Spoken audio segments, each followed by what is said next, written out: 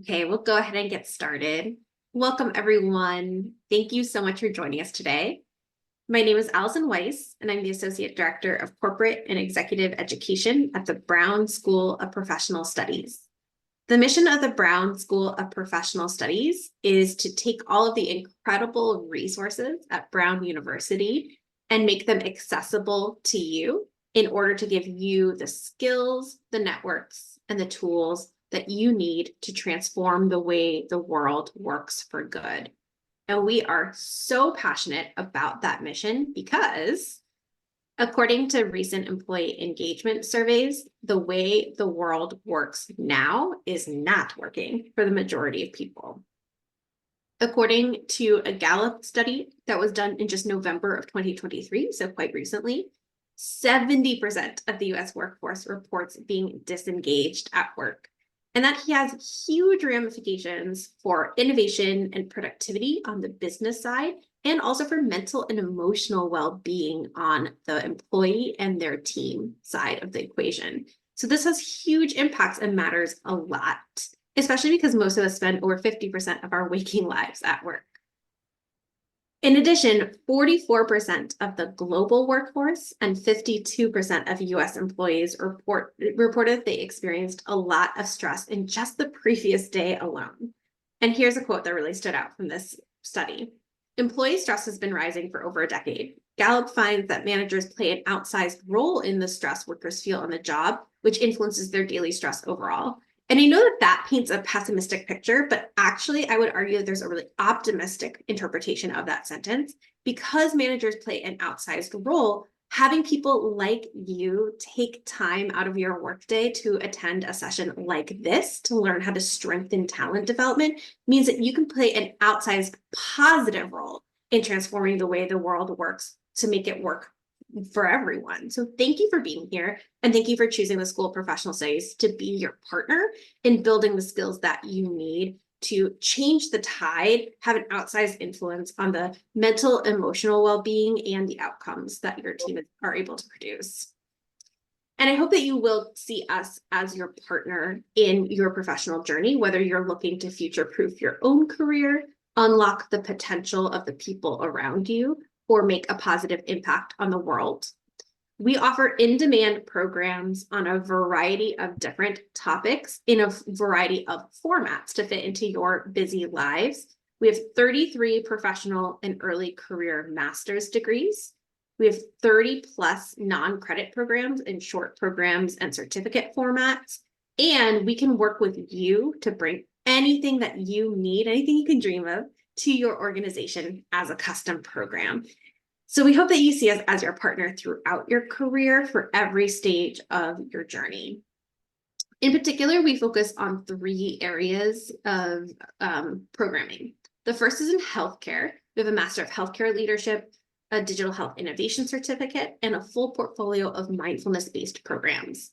Our second area is data and technology, where we offer a Master of Technology Leadership, a program in applied AI and data science, and an upcoming course that will be announced very soon in AI ethics and governance, which I'm really excited about.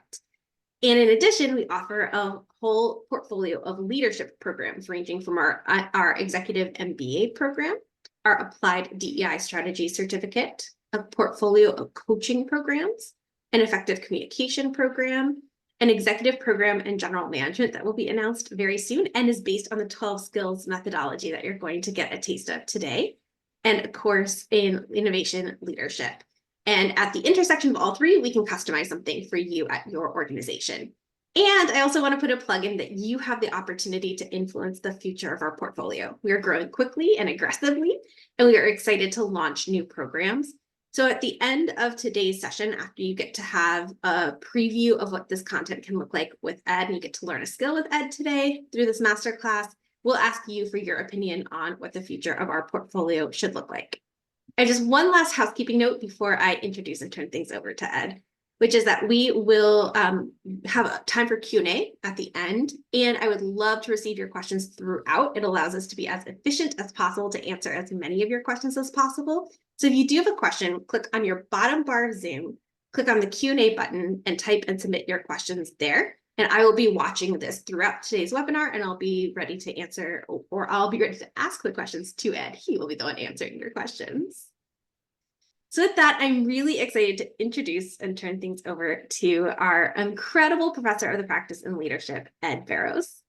Ed has an incredible wealth of experience in both the private sector and the educational sector, making him the perfect person to come and talk to you about leadership because he knows how to teach it and he knows what it looks like in practice. He was previously the managing director at Duke Corporate Education, where he was responsible for designing and delivering programs for a portfolio of global clients, and previously worked at professional services positions with Deloitte, General Electric, PwC, and the Palladium Group. He has had teaching appointments at Harvard University, Boston College, and Babson College, and is now at Brown as a professor of the practice and leadership.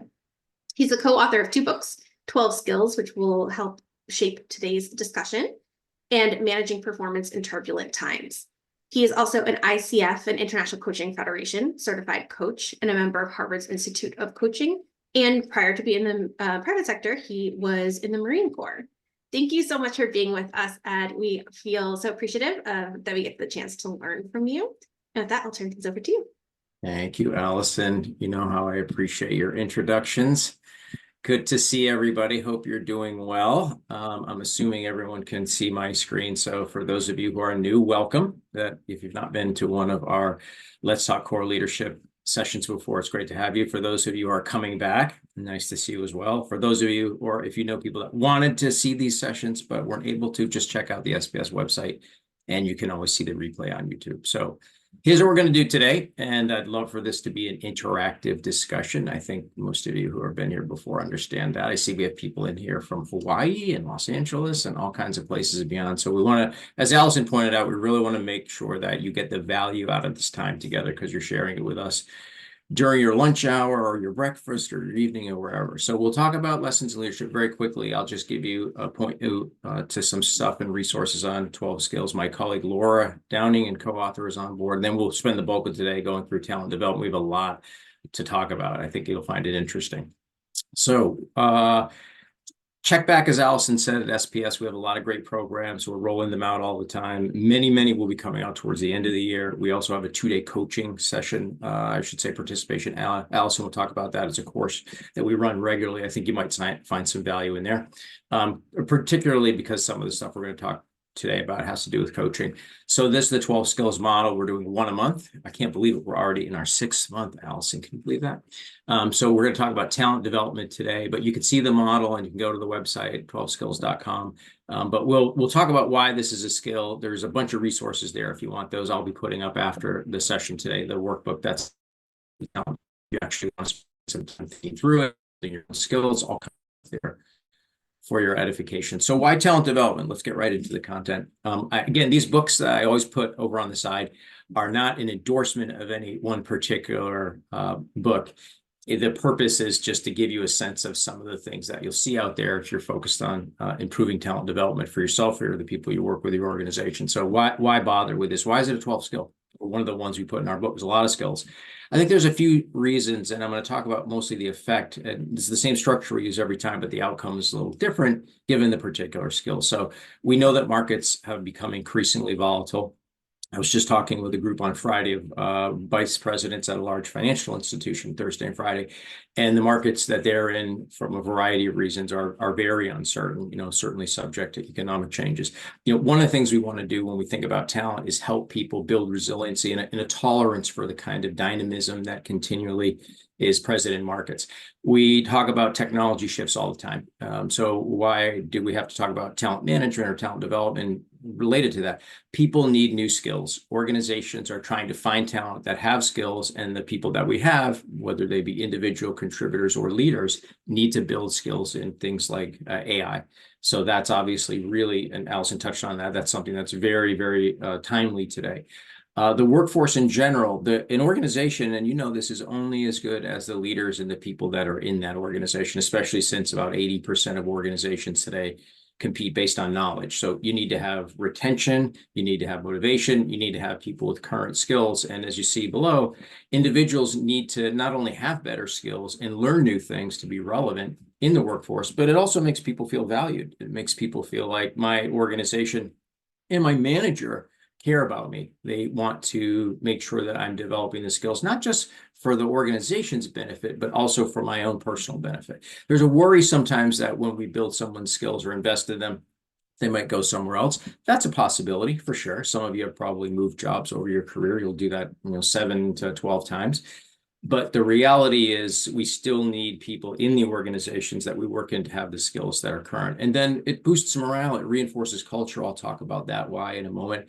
And then we want to build a pipeline of leaders at all levels so people can step up into roles of greater responsibility. So talent development is important for all these reasons and even a few more. So by the end of today, I'm going to talk, and you can weigh in. Please put stuff in the chat. We'll have questions at the end, but feel free to comment for one another as well. I think people are pretty good about that. We'll talk about some things you can do very simply to develop, or I should say, to track the kind of talent that you need. We'll talk a lot about feedback and coaching. Once people are onboarded, how do we develop them? And then ultimately, how to use a straightforward process. And it is a process for developing talent. So one thing I want to say at the outset for everybody, whether you're a manager or an individual contributor, it doesn't matter what level you're at. This is an important point. If you don't remember anything else from today, please remember this. Talent development is part of your job as a manager and leader. Now, let me say that again. It's that important. Talent development is part of your job as a manager and leader. It's not something you do in addition to your work. It's not something that hopefully you can get around to once or twice a year when you're putting information in a performance management system and trying to evaluate people, or when you're looking at people for promotion. Talent management is something good managers and leaders do all the time. So it's not a one-time or an episodic activity. It's an all-the-time activity, and it's a core part of your job. So let's see how well you're doing. You see the survey that we took right out of the book. Let's go ahead and rate your own talent development, talent management skills. So you see the 4 different questions here. I try to attract, identify, screen, hire diverse mix of candidates that reflect our organization's values and culture. And please put your scoring in the chat so we can see. Again, we do that just so we get a sense of how you're doing and see how other people are doing. We make it a point to develop both technical and leadership skills. I spend a lot of my time coaching or developing and providing feedback for people on my team. And then also I utilize, or we as an organization utilize a formal performance management system. So I'd love to see how people are scoring in that regard. If you can just go ahead and give yourself an evaluation. You see if you're 2, 2, 2, 2, okay, 10, good. 5, boo, sorry about that. Hamad, nice job. Laura, 7, that's probably 7 to 8 is probably what we'll see on average. Some people are lower, some people are higher. Some people, it really depends on your organization. I appreciate people aggregating or breaking them out.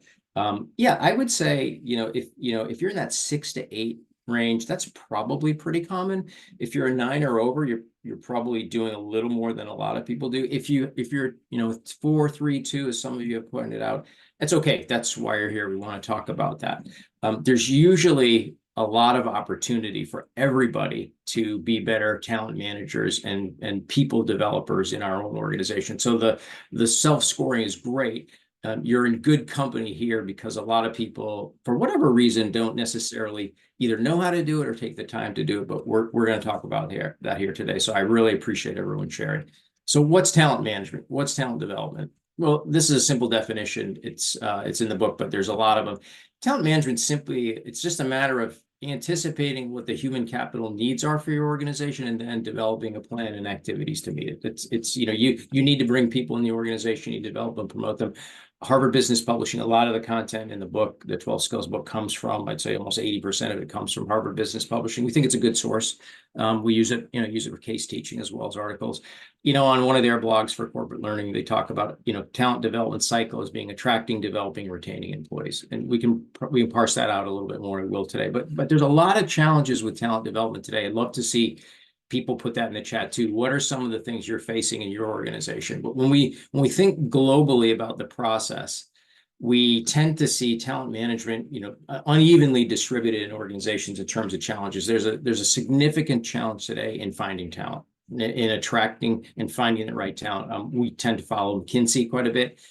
They do a lot of publishing. Some of you probably do that. McKinsey put out an article recently, which I was surprised at, talking about talent development for the trades, electricians, carpenters, plumbers.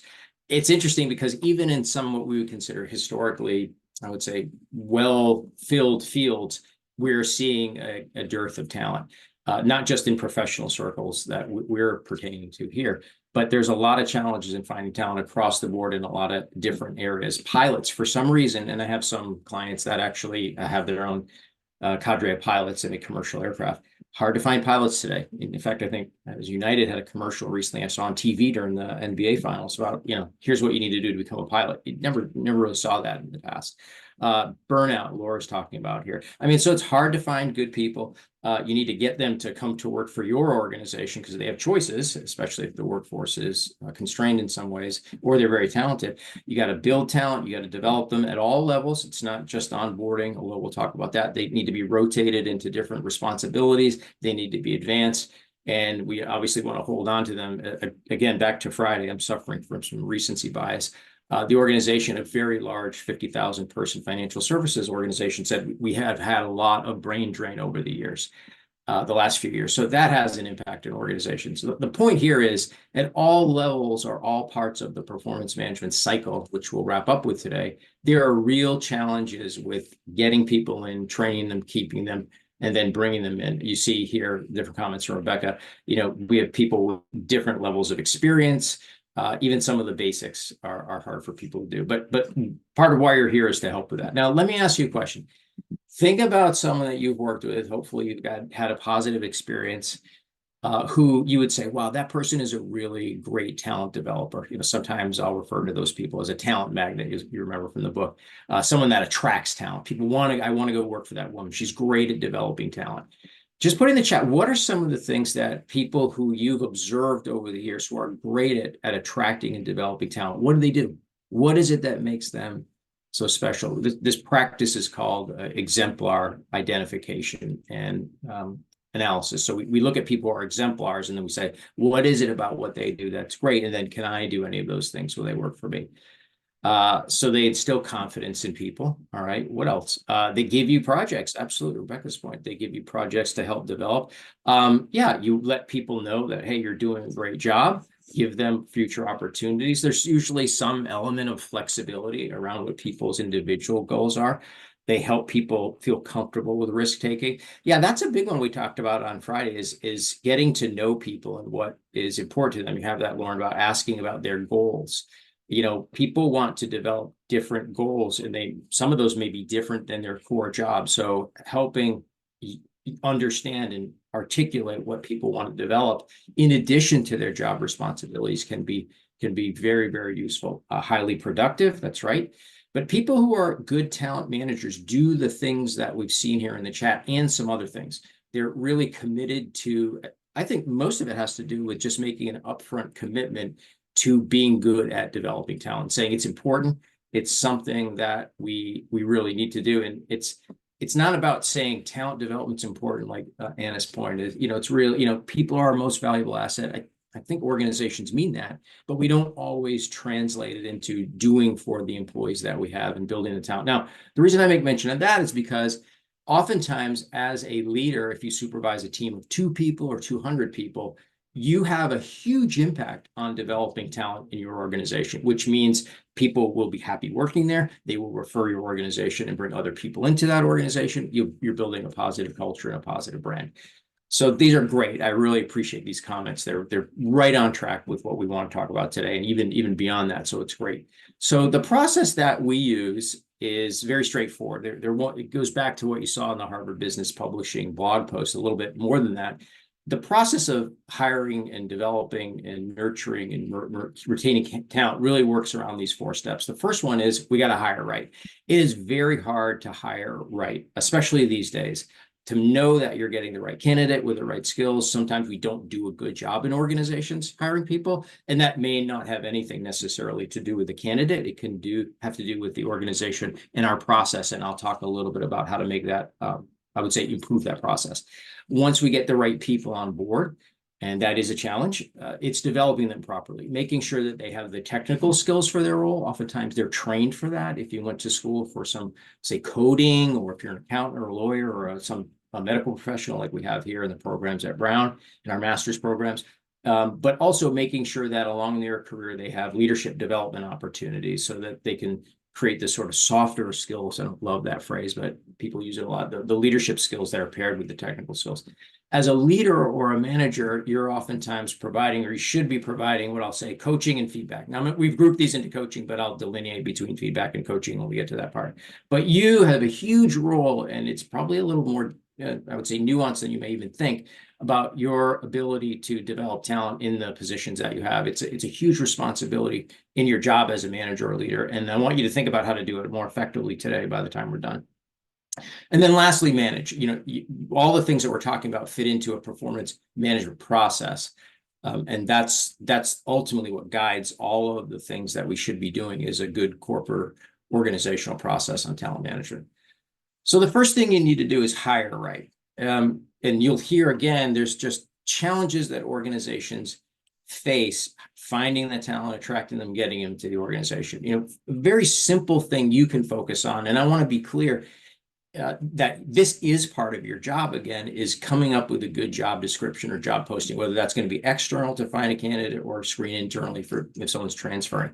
So these are some of the basic elements. And you might say, well, Ed, why are we spending time on this? I can just go online and Google and find out what a form looks like. Yes, you can absolutely do that. You should do that. But there's some things you want to keep in mind first. Certainly you want to define the roles and responsibilities, primary and secondary. You want to talk about genuinely the skills and experience someone needs for the role. Do they need to have a certain amount of time in a job? Do they need to have certain degrees or certifications? And that's changing in the workforce. We're moving to more of a skills-based hiring. I recognize that. So skills become even more important. And then what are the characteristics or attributes you're looking for in this particular role? Sometimes you'll hear something like, the person works, needs to work well independently, or the person needs to be tolerant of ambiguity. Those things actually matter. If you've ever heard that phrase, the person needs to be tolerant of ambiguity, but then worked with someone that isn't, you see how wide that gap can be. Because in some organizations, some roles require people to be more thoughtful and creative, and other times it's more directive and I would say just driven by what the immediate responsibilities of the role are. But the bottom line here is it's not just about the job description or posting. I'm communicating and letting you know this is also part of your responsibility. There can be a sense that, well, I will provide some information to HR, but it's really in their wheelhouse. I would say that's not accurate. I would say very clearly that if you're hiring for a position or you're filling a position internally, you need to drive that process. That should be pretty clear from your organizations and your experience. But if it's not, you want to make sure that it is. It's about making sure that you are involved in the process of hiring people into your organization, especially, obviously, if they work for you or going to be working on your team, but making sure that it's essential that they have the skills and the attitude necessary. Now, there's some ways to go about that. There's a lot of resources out there. I'm not making a case for any one resource or over another, but this one from the Society for Human Resource Management is pretty useful. They have different job descriptions. They have templates. You can find that online. It's whatever level you're at, it's helpful to understand what constitutes a good job description, what goes into it, why we use it, because that's the thing that's going to initially start that screening process of finding people to come into your organization. It might be seem like a bit of a throwaway. We don't really need to spend a lot of time doing this. But, it's very hard to hire. I would say oftentimes as many as 50% or even more of the hires you make can be challenged in organizations from a skills standpoint or a fit standpoint. If any of you ever hired someone that wasn't a good fit for whatever reason, it's a painful process. It's painful for not just the organization, but for the person experiencing the disconnect between what they're good at or their expectations in the role. So be sure to do a good job up front on articulating what the demands and requirements and the needs of that position will be. And as a manager, especially if you're hiring for your own team, be involved in that process. It's not something you ever want to outsource to another part of your organization because it's going to ultimately impact you and your team. So really do it right. So some other things too about how to hire from your own organization. And this gets into making sure that you try to eliminate bias from the process of hiring, which many of us have, whether we acknowledge it or not. Standardize the process and the questions.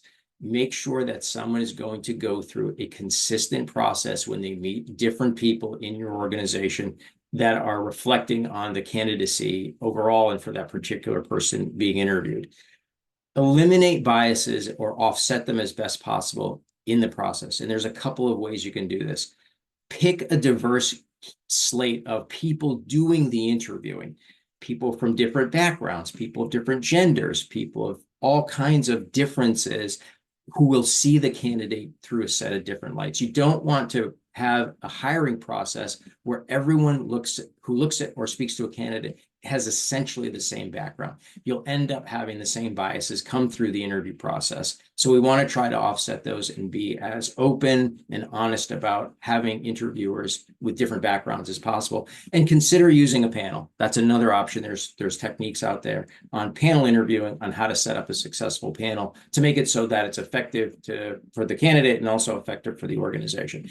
You want to make sure you try to remove things like names from resumes. There's plenty of research out there that talks about people with ethnic sounding names oftentimes are discriminated against. So we want to avoid any of that. We want to make sure we're hiring the best people for the role based on their qualifications and their abilities, not anything other than that. We actually talk about that in the book a little bit.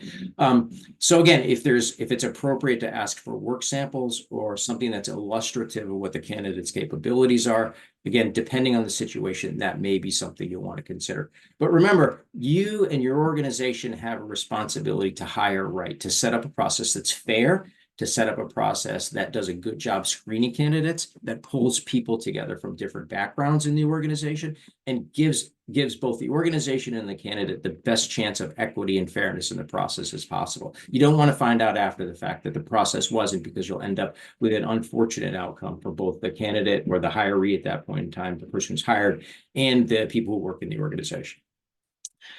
So once we found people and onboarded them, and I don't want to minimize this process, because that process, we could do a 2-day training on that alone, but this is going to probably be a little more geared toward what you do in your role as a leader. You want to develop your candidates and you want to develop your hires on your team. So what are some of the things that you can do? Well, a good hiring process starts with a good onboarding process. And I just snapshot a few things that were reasonably recent. There's plenty of information out there that gives you some ideas on how to make sure you do a good job bringing people on board. What I thought was interesting about this particular article, and I can't validate or speak to the accuracy of the data, but let's assume for argument's sake on our call that it's accurate. About half of organizations don't do a very good job of onboarding people. So I'd be interested in actually seeing who on the discussion today, their organization did do a good job. Don't put in the chat if your organization did a bad job. I don't want to highlight anybody. But if your organization did a good job, maybe let us know what your organization did that was particularly good. So when you bring people on board and you onboard them, you want to have a process. You want to have a set of steps that people go through where they learn things about, say, the expectations for not just their job, but their manager, for the organization. What's it like to work there? What are some of the aspects of the culture that are important? What are some of the expectations of senior leaders in the organization? What's the working environment like? This is where you want to introduce people to things like mentoring. This is where you want to have people have an opportunity to meet their colleagues, both the people that are starting with them, if it's a quote unquote class of new hires, or people that they'll just be working with. And you want to establish the sense of some basic training about how to be successful in the organization and in their role. So you want to set the stage for this culture of continuous learning. You want to help people understand that ongoing learning and ongoing development is part of your role. And I think bottom line, it helps people feel valued. So I'm seeing a couple of things come from the chat. Fisher Scientific, Thermo Fisher does a good job. DoD, I was in the military, and Allison mentioned that. In the military, again, this is one data point, but the expectation is every several years you go through a fairly intensive development process, not just for promotion, but for school. You can spend upwards of 6 to 9 to 12 months full-time going to school. Now, most jobs don't have that latitude. But what is important is that employees understand, and you as a leader commit to onboarding people in a way that really helps them get off on the right foot. So all the things I mentioned, expectations, meeting their colleagues, understanding the corporate or firm culture, understanding who they can turn to for advice and information, understanding not just some of the mechanics around forms or requirements, those are important too, but making sure that during the early phases of someone coming on board in their organization, they really feel supported. Because this is when people are oftentimes feeling most dislocated, right? If you remember back to when you were hired to a new job, if you ever did have a job where you didn't have a great onboarding, you really feel rudderless. You really feel like, I'm not sure who to turn to. Should I not ask my boss, or should I? Am I being bothersome? You don't want people feeling like that, especially as they're getting used to a new significant role. So again, there's a lot of great comments coming through the chat, but organizations do it right. There's a bit of a process. You can research on it. But again, it's not just hiring, but getting people into the organization, be part of the solution of that process if your organization isn't great at it. So once people are onboarded, they're hired, we bring them on board, we get them through that new hire orientation if you have that, whatever level. And that can be not just for junior people, that can be it should be for senior people as well. There's an important role that you play as a manager or a leader in providing what we're calling coaching. Now, coaching has a couple dimensions to it. There's feedback, and then there's performance coaching. And those are different. Wherever you see the bracket that says feedback, we're in that coaching step, but it's really feedback, and I'll distinguish between those and differentiate in a minute. This is something that managers and you on this call are probably not super comfortable with, this notion of feedback, but there's some interesting data that hopefully will help you shift your perspective. The most important thing to remember about coaching and feedback is employees want it. Employees want feedback. They want to know how they're doing. As was said to me in a few jobs ago, and I think this is common, you're doing fine. If you weren't, I'd say something to you. Now, that's not necessarily a great approach to feedback, because I saw, as we were talking earlier in the chat, this idea of people want positive feedback. They definitely want positive feedback, but they also want constructive feedback. And I'll show you the data on that here in a minute. You as a leader need to overcome any concerns you have with providing feedback, because it's part of the talent development process. People can't get better in their roles if they don't know what it is they need to do more of, or what they need to do, say, less of, or do something differently. So we, as managers and leaders, have to overcome our own challenges and concerns with the process of providing feedback, because sometimes we sort of steer away from it. I have an analogy I think may be helpful.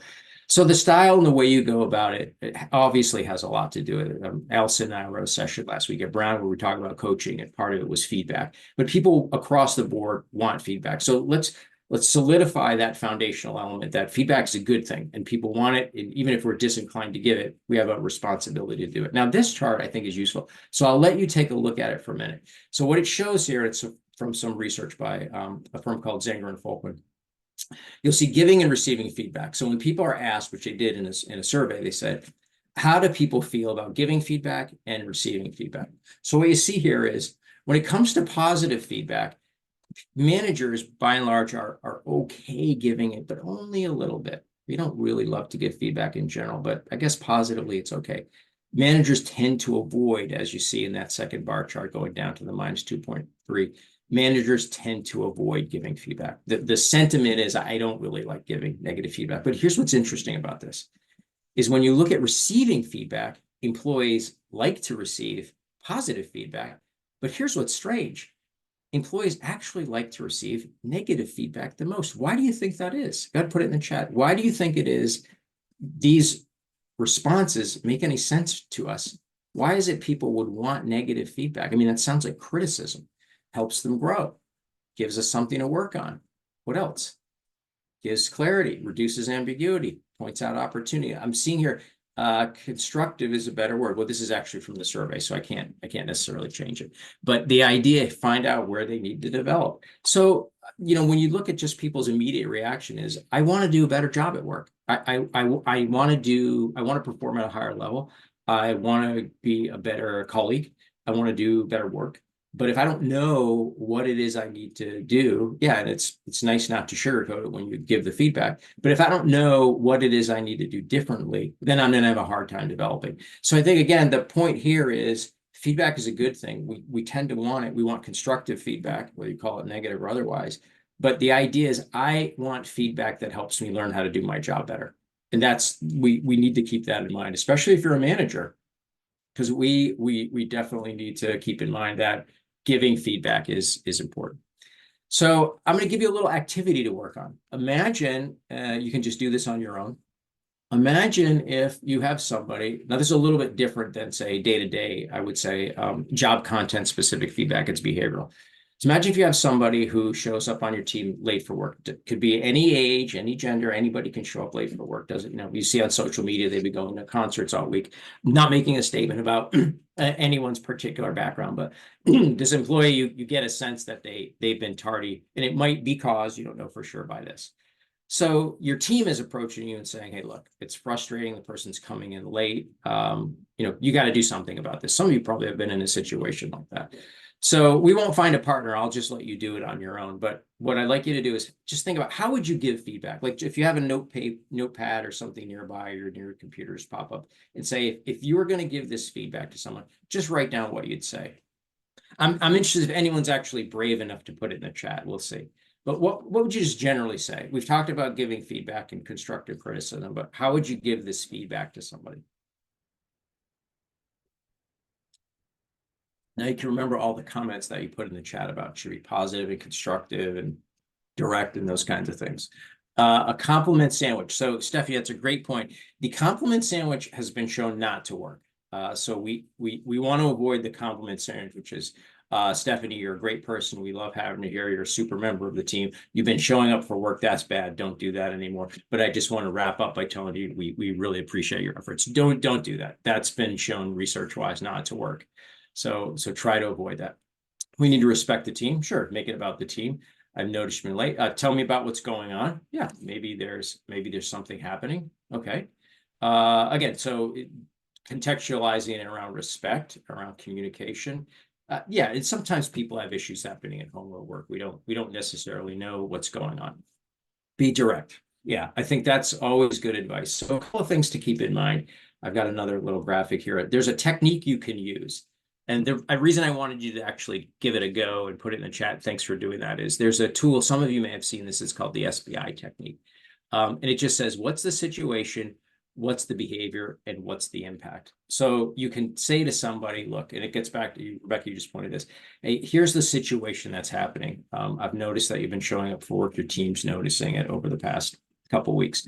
The behavior is the tardiness around the team and work and deliverables that we have is having an adverse effect. So that's the impact on the team. They're feeling frustrated and just giving that feedback directly. Now, to the point that several people made, there could be something going on, but this is a direct way, and it's a tool that you can use to give feedback very dispassionately and very clear. Here's the situation. Here's the behavior I've noticed. Here's the impact. And the person should have the opportunity, quite obviously, to respond to that.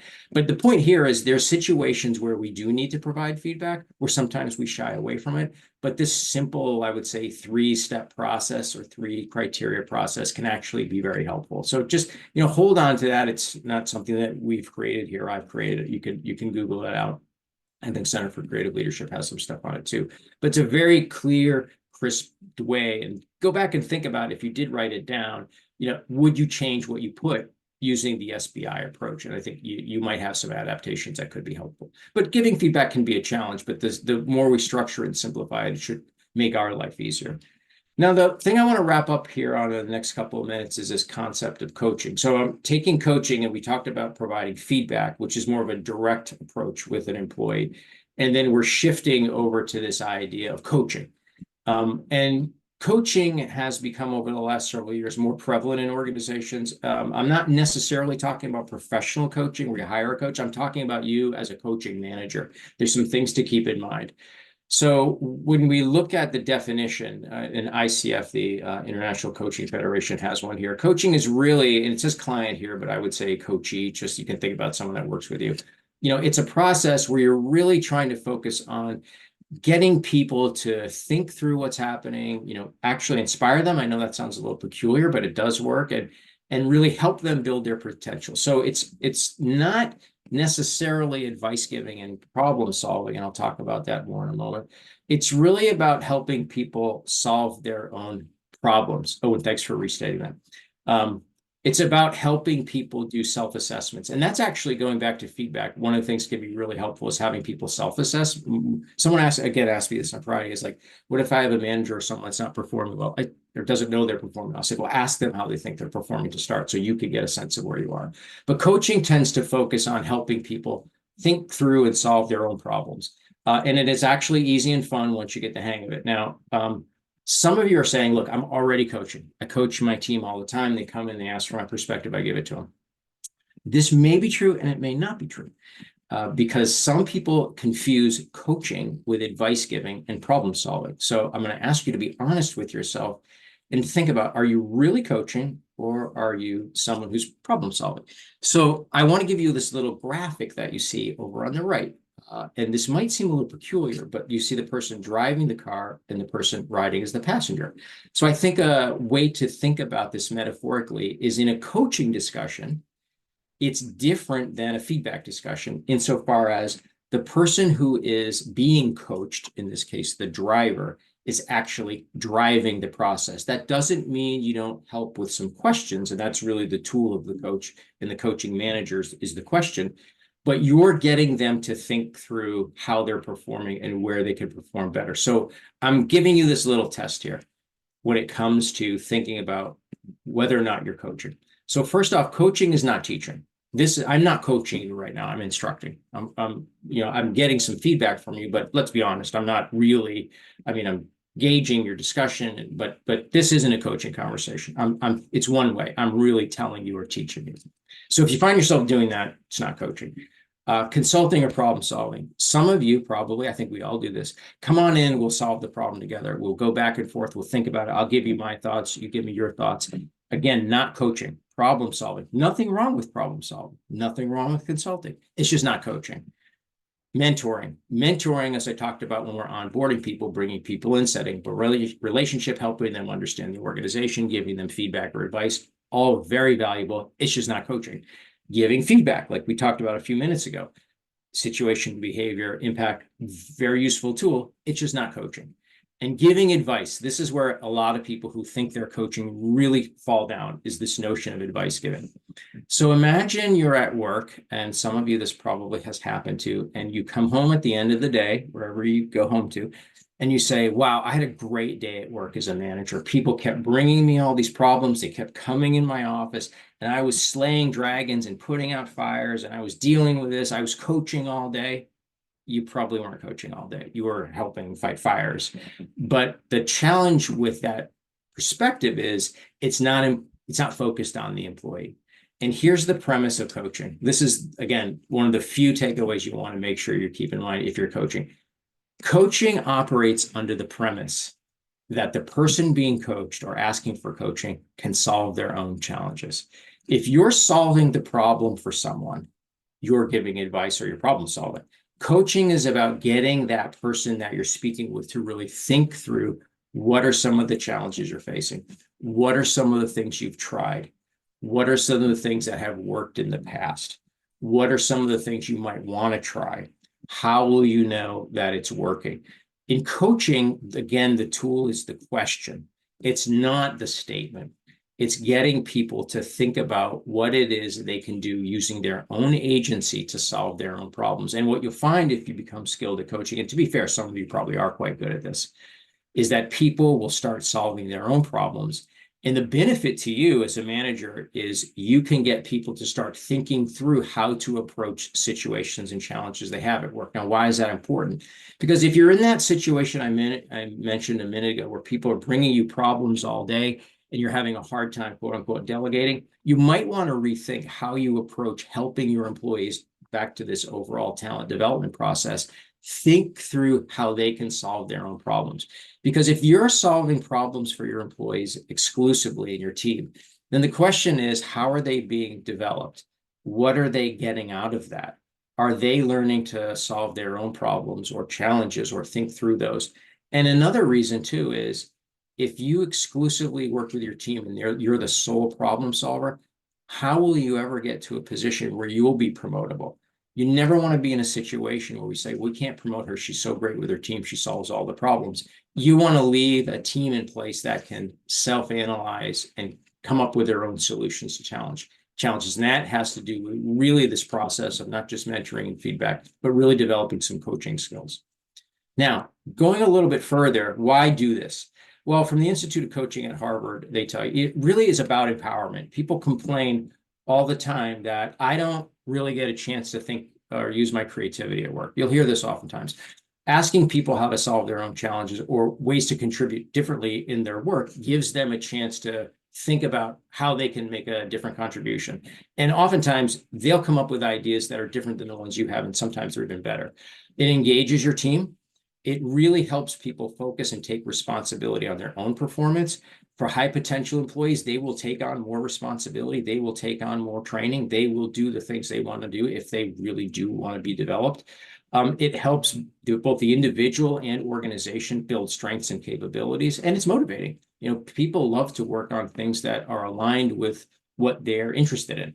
And then ultimately, it creates this commitment and demonstrates you're committed to human capital development. I think it was Dan Pink in his book Drive. Some of you have probably read that. He talks about, when it comes to motivating employees, and we talk about this, how do we motivate employees? Can we even do that? Dan Pink talks about three things.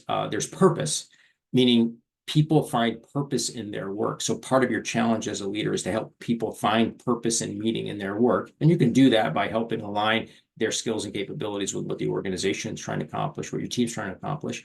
They appreciate autonomy. So people like to have some agency or independence to the extent that they're able to. And then mastery. People like to work on things that they're good at. If you've ever thought about an instance or reflected on a time where you had to do a task that you weren't very good at, it's frustrating. So people are engaged and motivated when they work on something that has personal purpose or purpose and meaning to them, that they're actually have a sense of autonomy. They have some independence and agency. And then lastly, mastery. So those are some of the things to think about when you're coaching people, helping unleash and unlock those. So coaching, it works. It's a way to improve performance overall. It ensures that you're having conversations in an ongoing way. I'm going to give you a metaphor here, certainly timely, that will help. But as a leader, you have a responsibility to provide feedback in coaching. So think about how you can do that in your job. And then it should be an ongoing conversation with your employees. You can ask them, how can they contribute more significantly? How are they aligned with their job or their skill gaps that they feel like they should develop? I mean, these are the kinds of conversations where you're doing a little bit of coaching, but you're also doing a lot of talent development at the same time. One thing to think about now, I did not create this bottom slide, but I use a lot of sports metaphors and military metaphors. It's not because I love sports so much. I think they're an interesting illustration of how this works. And of course, I put in the graphics from the Celtics win last night. Now they're the NBA champions, world champions. So being from Boston and working in Providence and New England, obviously I had to mention that. But performance management is the last step in the process, where what you're doing inside of this process, from hiring, from developing, from coaching and feedback, is all part of a larger process. Now, why do I mention the sports metaphor? What's important about that? Sometimes managers, when you have conversations with them about giving feedback to their employees, they will delay. They'll say, well, I'll wait to give this piece of feedback or to do coaching. I'll wait toward the midpoint in our performance management cycle, if your firm has one, or the end of the year. So that it doesn't make sense. And it doesn't make sense if you contextualize it and say a sports analogy. So pick your sport. I happen to put basketball in here, but it doesn't matter. So the idea is, and thanks for chiming in here, Laura, sports happens within a defined period that's very short and very quickly. So typically, before you start the game, before you start the season, we have a set of goals that we're trying to accomplish, both individually and as a team. But during the game, you're always providing feedback and coaching, right? So that's what you see there in the graphic. It wouldn't make sense if your team is doing poorly or something is working, or you want to make an adjustment, to say to your assistant coaching staff, instead of calling a timeout and doing something and saying something now, I'm just going to wait till the season's over. I mean, that seems silly, right? It doesn't make any sense, but that's what people do at work. So the point is, you want to give feedback at the time you need or should be giving feedback, right when the activity or the coaching needs to happen. Now, typically you will have a review process where that's done, say, mid-year in a formal way, and then the end of the year. But think about coaching in the sports metaphor, not asking you to be a sports coach, because those are kind of different. But the idea here is you want to make sure you're giving feedback and coaching frequently when it's needed, not waiting until the end of the year. And that goes back to the slide that we saw about people want feedback, both positive and constructive. So the idea is attune yourself to finding occasions, and it doesn't have to be a long time, where you can pull someone aside and say, hey, you did a really great job on that. I love that you focus on this. What are some things you might do next time to be even stronger? That's the coaching piece of it. So get accustomed to giving feedback like as you would if you were a coach in a sporting events during the activity versus waiting to the end of the season. I think you'll find you get higher performance out of the people you work with. And then a simple process that you can use at the beginning of the year or any point in time is really, help people come up with their own plan for improvement. Certainly that needs to align with what your organization is doing. Monitor and have conversations with them. Make sure if there's things they need to complete that they actually are completing actions on the plan. You'll review, like we saw a moment ago, at an interim period, maybe monthly, certainly annually, but you'll be giving feedback and coaching during the process as it unfolds, so that you can kind of keep people on track and make sure you know how people are doing as the coach. And then, at the end of the year, obviously, if you have a compensation plan or some type of incentive reward plan, and it doesn't even have to be formalized, you can always reward people with just praise and to tell them that they did a great job, or something that's non-monetary in nature, because the evidence shows that people respond just as well to that as they do financial compensation. So the idea is, think of it as a process. While we plan and we monitor, review, and reward, we definitely think about it as an ongoing activity where you, to be an effective manager and talent developer, are providing feedback and coaching on an ongoing way throughout the year. So a couple of things in wrap up here, and I want to leave some space for your questions, is, be a talent magnet, be someone that invests in your talent on your team. You will be known as someone who is committed to creating great employees, to building a strong culture. And that's the kind of people, kind of leader or manager people want to work for. Make the time. It doesn't happen on its own. Don't leave it till the end of the year to do coaching and feedback. Find occasions, very informal, can be very, very effective, but make the time to do it. And then ask for feedback. Ask for people to self-assess. Ask them how they think they're doing, how they think the team is doing. What are the things you could do better? You'll get a lot of really great ideas just if you ask. So this process of hire, development, coach, and then manage, it's quite simple. You can do it at any point in time. You can fit it into your overall process, which if you have one at your organization, I highly encourage you to be aware of that. But don't be afraid to help develop your employees directly as part of your role, because I think what you find is it makes your job a lot easier, and it really, really contributes to the morale and productivity of your team. So with that, you can see our next events coming up in July, August, and September. And then Allison, I'm going to ask you to come back over and field any questions we have. Thank you so much, Ed. This was amazing as usual.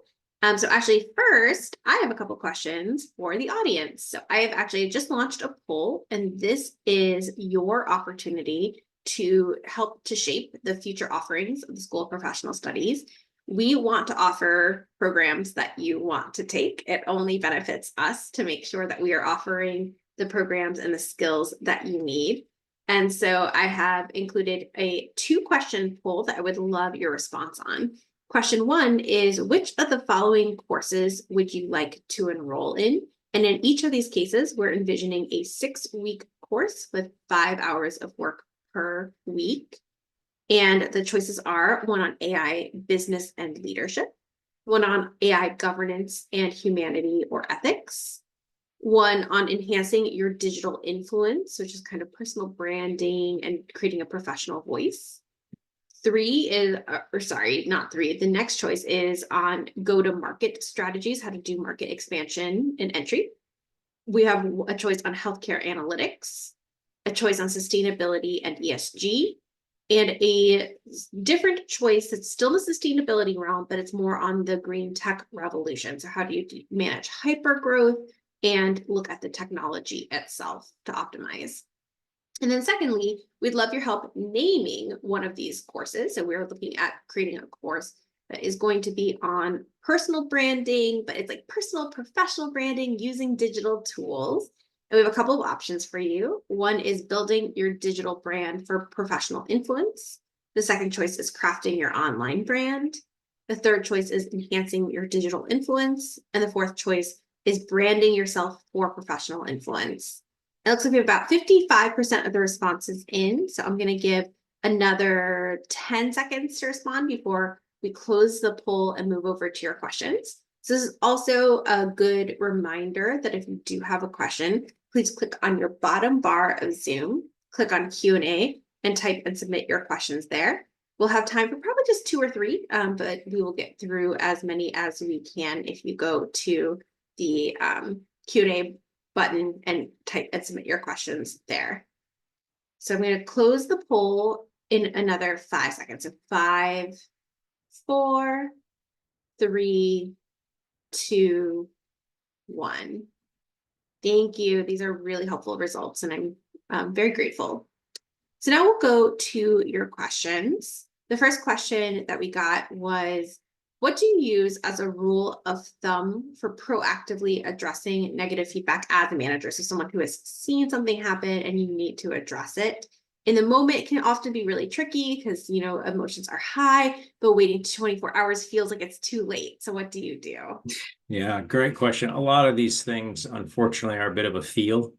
The fact that you bookended is good. Like sometimes in the moment things are charged, but 24 hours, I have to say there's a, probably more of a, I'd say saying than a rule of thumb. I could never say, well, it has to be done within the first 10 minutes. I mean, I don't have any data on that. I wouldn't suggest that because every person is different. Somebody might be very amenable to feedback immediately. Someone else might need to do it in a more sensitive sort of sensitive way.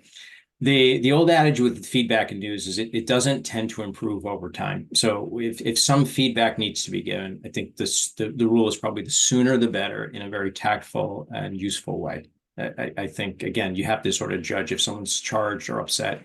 You probably want to give someone some time to sort of decompress, but then have that conversation. And again, a good way to go about this is actually self-assessing, is asking people to self-assess. So instead of at the end of this call saying, hey, Allison, I want to give you some feedback about the call. I thought the intro was good. I thought the ending was bad. I thought this was, that's, feedback. But most people, this is where it's tricky. Most people don't go, oh, Ed, I really appreciate that part, especially the part about the bad. Even though people want feedback, we have to be careful how we give it. An effective way can be, Allison, tell me how you thought the call went today. And if she says, I think it went great, say, cool. What about the ending? How do you think that went? So you can give people a chance. She might say, well, I thought it was a little rushed at the end. Maybe we could have had some more time for questions. Oftentimes by asking people how they think they're doing, it goes back to coaching. More often than not, I want to give a percentage, like maybe 8 times out of 10, they'll self-assess correctly. In some cases they won't. And that's where you might need to be a little more direct and say, well, I don't, I hear what you're saying about the ending, Allison, but I think we could have left a little more time for Q&A. So, and then Allison and I will have a conversation about that. That's not the case, Allison. I'm just using that as an example. But so I think that to the extent you get people to self-assess on their performance, you have a higher likelihood of success because they're thinking about what I could do differently, and they may even come up with things that you didn't think about. But if they're really off the mark, then you can go into feedback mode, if that makes sense. It does. Thank you. And I always am open to this feedback. So maybe we do need more Q&A. It's fine. Then. The next question is, what are your thoughts on providing unsolicited feedback or offering coaching to people who didn't ask for it? Yeah, that's interesting. Usually when someone says, hey, would you like some feedback? Most people know that something is coming, right? Like, okay, some feedback is coming. If it's appropriate to give unsolicited feedback, if it's on something that's important, then, as part of your role as a manager, I think it's okay. I don't think you always need permission to give feedback.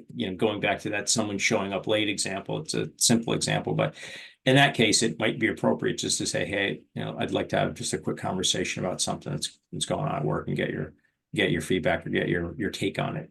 But I also think you have a bit of a responsibility if it's important. But again, you have to sort of gauge, is it so important I need to have the conversation now? Or should I wait until we have a different opportunity in a coaching session? I think you'll have to figure out as a manager what the right occasion is to have that. But I don't think you should feel, this is a personal point of view, so be careful with this. I don't think if you have some feedback to give that is truly constructive or praise oriented, you should feel like you can't give it. I think you probably, again, we know from the research people tend not to give enough feedback. So I think you probably have some latitude to give some more feedback, even if people didn't ask for it. Thank you. This will be our last question because we are unfortunately at time. And it is a pretty big question, so we'll just get to as much of it as we can, which is Susan is asking about how we think about in our leadership portfolio of offerings, how we think about incorporating diversity, equity, inclusion, Oh, and belonging, both in terms of sectors, but also in terms of leadership styles, like making sure that the leadership styles that we teach are inclusive towards all identities. yeah. So, I mean, you can even speak to some of that. So, I mean, sort of in a tactical sense, we have courses and certificates that help leaders understand the nuances and importance of being sensitive to differing backgrounds at work. I think we have talked about and continue to, and this is, there's always room for improvement. So I'm not punting here, but there's a lot of different perspectives.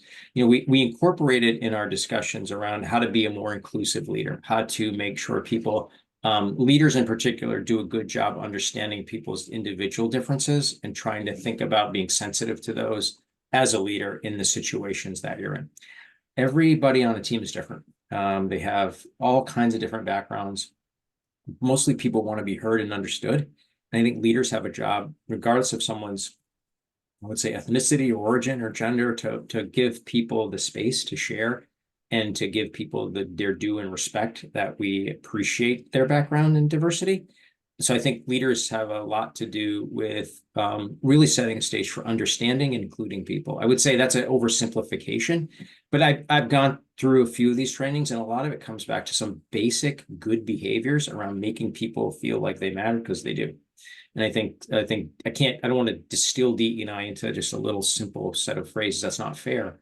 But I also think leaders probably would be well advised to sensitize themselves to just differences in the workplace, how those manifest themselves in people's lived experiences, and try to create an environment where people feel like they can share those in an open way, in a respectful setting.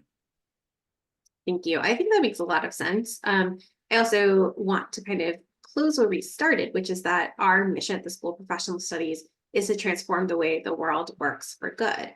And I think that you can't do that without DEI being part of your leadership toolkit. Right. And because of that, we are really dedicated to making sure that you graduate any one of our leadership programs with at least some foundational knowledge and some comfort using that as a skill. And in addition to it being a top priority for us to incorporate DEI in everything that we do, we also have a dedicated program. So we also have a 6-week applied diversity, equity, and inclusion certificate. It gets really positive reviews, and I personally learn something every time. I sat through it multiple times, and I learned something every time. And we do have openings for it starting in September now. So if you are interested in doing like a deep focused dive on it, I recommend going that route. The other program that is not yet rolled out, but will be really soon, we're launching the marketing like any day now, and I'm really excited about it, is we'll have a 3-course certificate called the Executive Program in General Management.